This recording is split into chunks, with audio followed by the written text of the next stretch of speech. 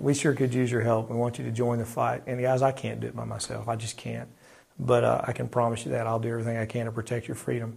And you can take it to the bank. I mean, you have to look at my record, and if I don't, I want you to come and shoot me. I know you all are hopefully Second Amendment people, and you'll take me out. Let me tell you, if my record is not what I say it is, or what these guys say it is, then you shouldn't vote for me, because I'm not being honest. The number one problem with our officials is integrity. The Founding Fathers said integrity is where your thoughts and your words and your actions all line up. And if I don't have those, you shouldn't vote for me. If I'm lying to you about my record, you shouldn't vote for me. I'll just tell you straight up. Because that's the problem is, can I go biblical on you here for just a minute? In Exodus chapter 18, what's that? You can do it every time. In Exodus chapter 18, I think it's verse 21, it says, when Jethro was telling Moses, he said, choose you four qualifications. Able men, they must be able to do the job. Men that lovers of truth, they fear God, and they hate covetousness. Okay? So 4 things. If you fear God, or if you love truth, then this is a big one for me. People want to be fed these 30-second sound bites on a radio commercial. And to me, truth, the Bible says it's better than silver than gold. It's truth. It says, buy the truth in Proverbs 23:23. It says, buy the truth and sell it not. And people nowadays, who's the father of lies? Who's the father of deceit? You know?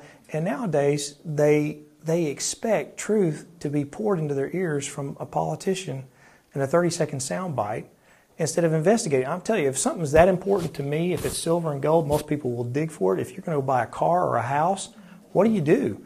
You research it. You ask somebody else, how do you like your car? How does it work for you? I mean, you dig for the truth on an item you're going to purchase, and yet there's nothing more important than the truth, and we don't dig for the truth.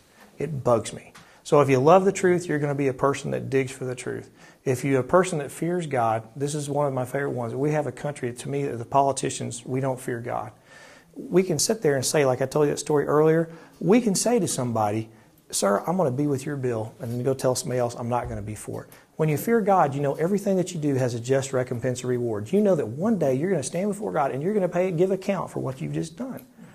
And deceit is, it says if you're a person that lies, your father is the person. It says, who's your father? You know. And if you're one that lies, you're already deceived already in your heart.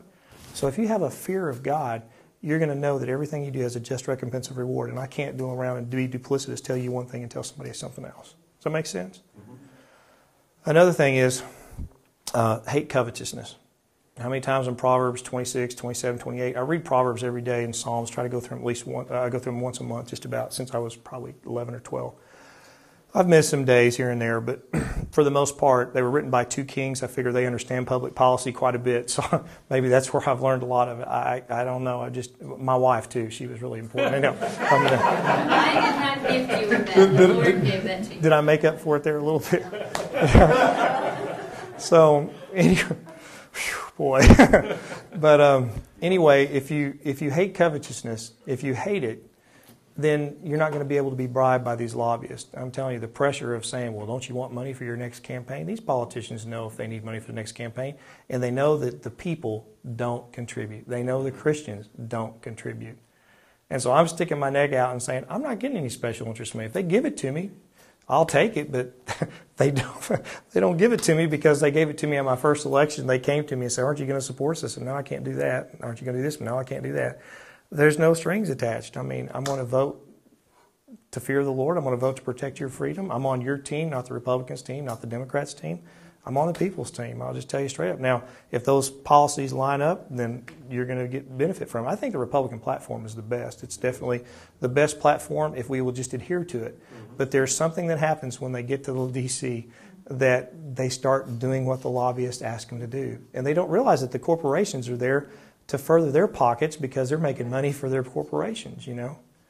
So anyway, if you hate covetousness, you're not going to get tied up in that trap either. So those 4 things, if we can teach people and make sure that we get people in office like that, we're going to be in good shape.